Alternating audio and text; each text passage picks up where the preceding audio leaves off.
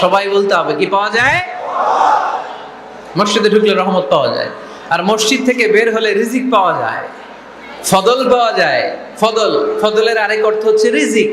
এজন্য মসজিদ থেকে যখন বেরোই কোন পা দিয়ে বেরোই? আর কি পড়ি? আল্লাহুম্মা ইন্নী আসআলুকা মিন ফাদলিক।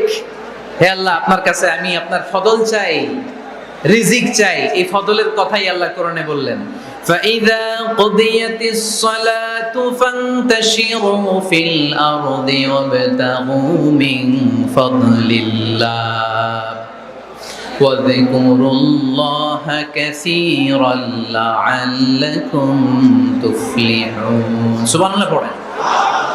আল্লাহ ডেকে বললেন, গোলাম যখন সালাত শেষ হয়ে যায় জমিনে ছড়িয়ে পড়ো, মসজিদে বসে থেকো না। আদেশটা কার? সালাত যখন শেষ মসজিদে বসে থাকার দরকার নাই, জমিনের মধ্যে ছড়িয়ে ছিটিয়ে পড়ো। ওয়াবতাগু মিন ফাদলিল্লাহ, আমার ফদল তালাশ করো, আমার রিজিক তালাশ করো, বেশি বেশি আমাকে স্মরণ করো। সুবহানাল্লাহ পড়ে। তার মানে ইসলামের বিধান হচ্ছে যখন সালাতের সময় হবে আপনি মসজিদে যাবেন, আবার সালাত শেষ আপনি আপনার কাজে চলে যাবেন। when you are done with your salah spread out to your workplace, কাজ শেষ তো আপনার কর্মস্থলে চলে যান। এটা হচ্ছে ইসলামের নিয়ম। নামাজের আজান যখন হবে সবাই মসজিদে ঢুকবে, সালাম ফিরিয়ে নামাজ শেষ সবাই মসজিদ থেকে বের হয়ে যাবে। শিক্ষক চলে যাবে স্কুলে, কৃষক চলে যাবে ফসলের খেতে, ব্যবসায়ীরা চলে যাবে শপিং মলে, মেম্বার অফ দ্য পার্লামেন্ট চলে যাবে সংসদ ভবনে। যে যার কাজের মধ্যে সে তাড়াতাড়ি ইনভলভ হয়ে যাবে। সালাত শেষ, কাজে ঝাঁপিয়ে পড়ো, আদেশ টাকা। তাহলে ইসলামে ইবাদতের অ্যাটিটিউডটা বুঝতে পারছেন? কাজের সময় কাজ, নামাজের সময় আওয়াজ করে বলেন, কাজের সময় নামাজের সময়। সুন্দর হয়েছে না বিষয়টা? ফাইদা কুদিয়াতিস সালাতু ফান্তাশিরু ফিল আরদ, যখন তোমাদের সালাত শেষ তখন জমিনে ছড়িয়ে পড়ো। জমিনটাকে আল্লাহ আমাদের জন্য উর্বর বানিয়েছেন। জমিনে বীজ রোপণ করে দিলেই এখানে ফসলের ব্যবস্থা করে দেয় কে? ওয়াল্লাযী জাআলা লাকুমুল আরদা যালুলান ফামশু ফি মানাকিবিহা ওয়া কুলু মির রিজকি ওয়া ইলাইহিন নুশুর। তিনি তো এমন সত্তা যিনি তোমাদের জন্য জমিনটারে ফ্ল্যাট বানিয়ে দিয়েছেন, সমতল বানিয়ে দিয়েছেন। এই জমিনের অলিতে গলিতে, বনে বাদারে, রাস্তায়, সাগরে, পাতালে, পাহাড়ে, বিভিন্ন জায়গায় তোমরা ঘুরে বেড়াও, সেখানে যে আমি আল্লাহর রিজিক তালাশ করো। সুবহানাল্লাহ। এই জমিনটাকে আল্লাহ সাহালাতুল মাসালিক, চলার জন্য সহজ বানিয়ে দিয়েছেন, ফ্ল্যাট, উঁচু নিচু নাই। এই যে লক্ষ্মীপুরের আজকে এই যে প্যান্ডেলের এখানে উঁচু নিচু আছে, আজকে এইখানে যদি উঁচু হতো ওইখানে নিচু হতো, আমরা ঠিক মতো দেখতে পারতেন? বিমান থেকে এটা খুব সুন্দর দেখা যায়, জমিনটা খুব ফ্ল্যাট দেখা যায়, সমতল। এই সমতল হওয়ার কারণে এখানে চাষাবাদের সুযোগ সুবিধা করে দিয়েছে কে? তাহলে বোঝা গেল এই জমিনটা সমতল এবং উর্বর, ভেরি ফার্টাইল ল্যান্ড। আমাদের সালাত শেষ আমরা কাজে চলে যাব, আবার আজান হলে মসজিদে ঢুকে যাব। এটাই হচ্ছে ইসলামের নিয়ম। সাইয়েদনা ওমর ফারুক যখন মসজিদে নববীর ইমাম, তিনি ইয়ামান দেশের কিছু লোকদের সাথে সাক্ষাৎ করলেন। কোন দেশে? ইয়ামান, যুদ্ধ বিধ্বস্ত একটা দেশ এখন। প্রাচীন নগরী হাদ্রামাউত, বা'লাবাক, এই ইয়ামান দেশের কিছু লোকের সাথে তিনি সাক্ষাৎ করলেন। তারা গোল হয়ে বসে থাকে, নামাজের পরে যায় না, বসে বসে সুবহানাল্লাহ পড়ে, আলহামদুলিল্লাহ পড়ে জিকির করে। ওমর ফারুক ভাবলেন দেখি পরের ওয়াক্তে কি হয়। উনি আসরের নামাজে ইমামতি করতে আসলেন, এসে দেখলেন ইয়ামানের লোকেরা মসজিদের বারান্দায় আশেপাশে বসে আছে, সবাই যায়, এরা যায় না। মাগরিবের সালাতে উনি ইমামতি করতে আসলেন, ওমর ফারুক নামাজ শেষ করে দেখলেন সবাই চলে যায়, কিন্তু ইয়ামানের লোকগুলো যায় না। এশার সালাত পর্যন্ত তিনি ওয়েট করলেন। এশার নামাজ পড়ে চলে যাওয়ার সময় ওমর ফারুক দেখলেন সবাই নামাজ পড়ে কাজে চলে যায়, কিন্তু ইয়ামান দেশের লোকগুলো যায় না। ওমর ফারুক বললেন, মা বালুকুম মা খাতবুকুম, ঘটনা কি? কি হয়েছে তোমাদের? সবাই নামাজ পড়ে চলে যায়, কাজে যায়, তোমরা যাও না কেন? এখানে কি করো? ইয়ামানিরা বলতে শুরু করলো, নাহনু আল মুতাওয়াক্কিলুনা আলাল্লাহ, আমরা এখানে আল্লাহর উপর তাওয়াক্কুল করে বসে আছি। ওমর ফারুক অবাক হলেন, আনতুম আল মুতাওয়াক্কিলুনা ফিল্লাহ, তোমরা আল্লাহর উপর তাওয়াক্কুল করে বসে আছো? তো এই যে সারাটা দিন ঘাপটি মেরে এখানে বসে থাকলে তোমাদের খাবার আসে কোত্থেকে? উপার্জন হয় কি করে? ইনকাম আসে কোত্থেকে? রুজি রুটি হয় কোত্থেকে? ইয়ামানি লোকগুলো বললো, আমরা এখানে বসে বসে জিকির করি, তেলাওয়াত করি, বুজুর্গের মতো বসে থাকি। আমাদের বুজুর্গিয়া জিকির দেখে আশেপাশের লোকেরা এসে আমাদেরকে খাবার দিয়ে যায়। ওমরে ফারুক বললেন, সর্বনাশ, তাইলে তো তোমরা আল মুতাওয়াক্কিলুনা ফিল্লাহ না, তোমরা হচ্ছে আল মুতাওয়াক্কিলুনা আলা বা'দিকুম বা'দা, একে অপরের উপর নির্ভরশীল। যারা প্লেটে করে খাবার নিয়ে আসে তোমরা তাদের উপর তাওয়াক্কুল করছো, কারণ তারা যদি প্লেট ভরে খাবার নিয়ে আসে তোমাদের পেটে কোনো দানা পানি পড়বে না। তোমরা আল্লাহর উপর মুতাওয়াক্কিলুনা আলাল্লাহ না, তোমাদের সাধ্যের সবটুকু করার পরে তারপরে তোমরা তাওয়াক্কুল করবে। কি সুন্দর ইসলাম!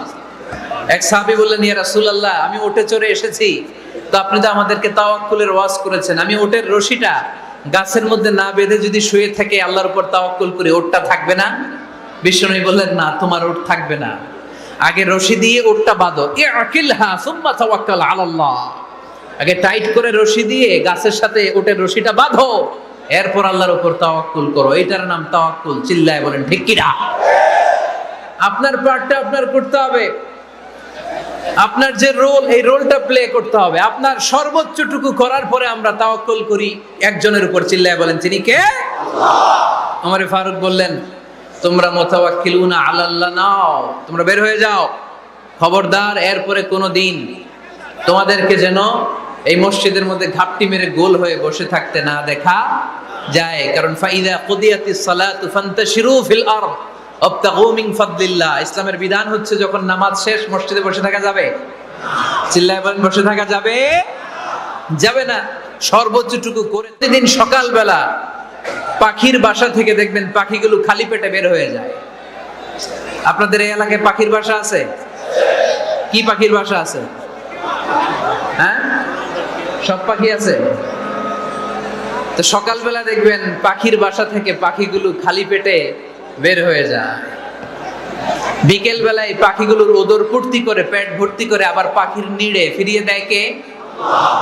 কারণ পাখিগুলো তাওয়াক্কুল করেছে কার উপর? পাখিগুলো তাওয়াক্কুল করে যদি পাখির নিড়েই বসে থাকতো, ওদের পেটে খাবার আসতো? কথা বলেন। বিশ্বনবী এটাই বললেন, তাকদু খিমাসান ওয়া তারুহু বিতানান, তোমরা যদি পাখির মতো তাওয়াক্কুল করো, মানে আল্লাহর উপর তাওয়াক্কুল করে জমিনে বের হয়ে যাও, তোমাদেরও রিজিকের দায়িত্ব নিয়ে নিবে কে? সকালবেলা প্রতিটা পাখি না খেয়ে বের হয়ে যায়, একটা পাখির পেটের ভেতরে কোনো দানা পানি নাই, কিন্তু আল্লাহর উপর তাওয়াক্কুল করে পাখিগুলো যখন বের হয়ে যায়, বিকেল বেলা পেট ভর্তি করে, ওদর ভর্তি করে আবার পাখির নিরে পাখিগুলোরে ফিরিয়ে দেয় কে? পাখিগুলো কি আমাদের মতো খাবার জমা করে রাখতে পারে? আমরা তো 7 দিনের বাজার একবারে করে ফ্রিজে রাখি। পাখিদের ফ্রিজ আছে না? আছে। আমাদের অতিরিক্ত টাকা হলে আমরা ব্যাংকে ব্যালেন্স করে রাখতে পারি, অ্যাকাউন্ট করে রাখতে পারি। পাখিরাও তো অ্যাকাউন্ট করে রাখে না?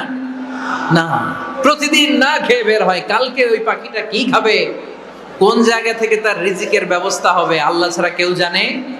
এটার নাম তাওয়াক্কুল। এটার নাম কি?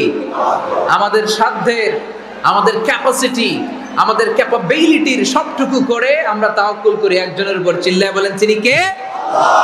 এজন্য ইসলাম আমাদেরকে শিখায়, সালাত যখন শেষ বের হয়ে যাও, কাজে নেমে পড়ো। কাজে কোনো লজ্জা নাই, পরিশ্রমে কোনো লজ্জা আছে?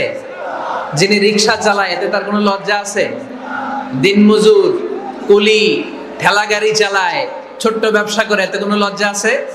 লজ্জা নাই। খেয়াল রাখবেন, লজ্জা হচ্ছে অলসতায়। লজ্জা কিসে? বিষ্ণু ঈসা ইসলাম বলেছেন, মা আকালা আহাদুন তুআমান কাত্তু খায়রুম মিন আইয়াকুলা মিন আমালি ইয়াদি, নিজ হাতে উপার্জিত খাবারের চেয়ে, অর্থের চেয়ে শ্রেষ্ঠ খাবার পৃথিবীর কোন মানুষ কোনোদিন ভক্ষণ করে নাই। চিল্লায় কোন সুবহানাল্লাহ। শ্রেষ্ঠতম খাবার নিজ হাতে উপার্জিত খাবার, ঘাম ঝরিয়ে যে অর্থ উপার্জন করা হয়, যে ইনকাম করা হয়, এটা হালাল। আর হালাল খেয়ে দোয়া করলে কবুল করে কে?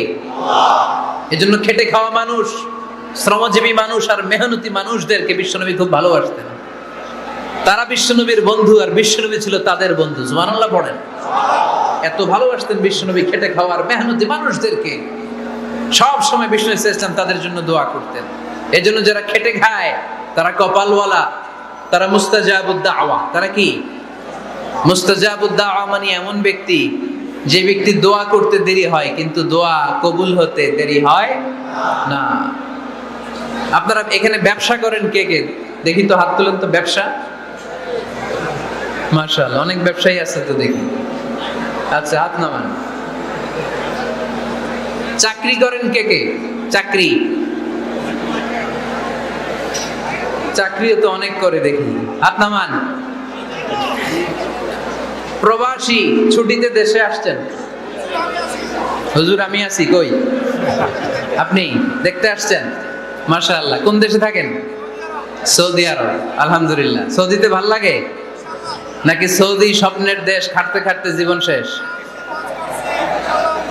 ইনশাআল্লাহ। আচ্ছা, ইউনিভার্সিটির স্টুডেন্ট আছো কারা কারা দেখি? মাশাআল্লাহ, হাত নামাও। ক্লাস 5 থেকে ইন্টারমিডিয়েট পর্যন্ত পড়াশোনা করতেছো অথবা দাখিল আলিম পর্যন্ত, কারা কারা দেখি? মাশাআল্লাহ, হাত নামাও, হাত নামাও। একবারও যারা হাত তুলেন না এবার তারা হাত তুলেন। আপনারা কি করেন?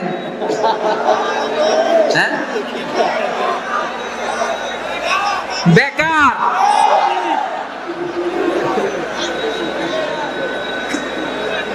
বাংলাদেশে চাকরির বাজার খুব মন্দা, ঠিক কিনা?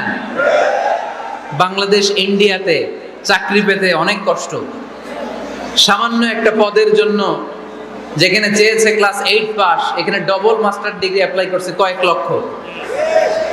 এজন্য আমাদেরকে উদ্যোক্তা হতে হবে। You have to be the entrepreneur. আমাদের উদ্যোক্তা দরকার, বেশি বেশি নতুন নতুন উদ্যোক্তা। নিজেই এমন আইডিয়া নিয়ে আসবে যে আইডিয়া বিক্রি করে দুর্দান্ত আইডিয়া দিয়ে তুমি পুরো দেশ কাঁপিয়ে দিতে পারো। পারা যাবে না লক্ষ্মীপুরের ছেলেরা? আইডিয়ার অনেক দাম। You have to generate new ideas. নতুন নতুন আইডিয়া এনে মানুষ গোটা বিশ্বকে তাক লাগিয়ে দিচ্ছে। কারের একটা রাইড চালু হয়েছে, নাম হয়েছে উবার। কি নাম? ঢাকায় যারা চলাফেরা করেন তারা হয়তো চড়েছেন। উবারের নাম শুনছেন না? এই উবার কোম্পানি কি করে জানেন? নিজেদের ব্যবসা নাই, পুঁজি নাই, পাত্তি নাই, অফিস নাই, কিচ্ছু নাই, কোটি কোটি টাকা হাতায় নিচ্ছে। Just idea, just they are generating new ideas. নতুন নতুন আইডিয়া দিয়ে গোটা বিশ্ব কাঁপিয়ে নিয়েছে একটা মোবাইল অ্যাপসের মাধ্যমে। কিসের মাধ্যমে? Mobile apps. একটা কোম্পানি খুলেছে, গোটা বিশ্বের সব প্রাইভেট কারওয়ালারা ওইখানে রেজিস্ট্রেশন করে আপনি মোবাইলে কোথায় যাবেন, কোত্থেকে যাবেন লিখবেন, গাড়ি আপনার বাড়ির সামনে এসে হাজির। তার একটা পার্সেন্টেজ ওই উবার কোম্পানি পায়। ইউনাইটেড স্টেটস অফ আমেরিকার একটা স্টেট আছে সান ফ্রান্সিসকো, ওইখান থেকে শুরু করছে। 775টা সিটিতে ওদের অপারেশন আছে। বাংলাদেশে ঢাকাতেও আছে। আমি মালয়েশিয়াতে থাকি, ওখানেও আছে, ওখানেও আমরা চড়ি। প্রায় 63টা দেশে ওদের কাজ বাজ আছে। গত বছর ওদের প্রফিট ছিল, রেভিনিউ ছিল 11.27 billion US dollar, 11.27 US billion dollar. Just they are selling their ideas. নতুন নতুন আইডিয়া দিয়ে গোটা বিশ্ব কাঁপাচ্ছে। এই উবার যখন চালু হলো, আমি যখন মালয়েশিয়ায় শুনলাম বাংলাদেশে নতুন আরেকটা বাইর হইছে, পাঠাও। কি নাম? এটা বোধহয় সারা বাংলাদেশ ব্যাপী হয় নাই, 3টা জায়গায়, সিলেটে, চট্টগ্রামে আর ঢাকায়। এরা আরো চালাক। বাংলাদেশের ছেলেপেলেদের মাথায় চিকন চিকন অনেক বুদ্ধি। এরা ভাবলো এই উবার দিয়ে আর আমরা কত আগাবো, আমাদের গাড়ি আরো ছোট করতে হবে। এরা মোটরসাইকেল রাইড দেওয়া শুরু করছে। জ্যামের শহর ঢাকা, চিপা চাপা দিয়া এরা আপনারা নিয়ে জায়গা মতো পৌঁছায় দেবে। তো এই যে উবারের পরে আমাদের ছেলেরা বানাইলো পাঠাও। এরপরে কত কিছু বানাচ্ছে ছেলেপেলেরা, আমি তো এগুলো দেখে অবাক। রকমারি.com নাম শুনছো? বিক্রয়.com নাম শুনছো? ঘরে বসে বসে কোটি কোটি টাকা হাতিয়ে নিচ্ছে তারা। Just they are selling their ideas.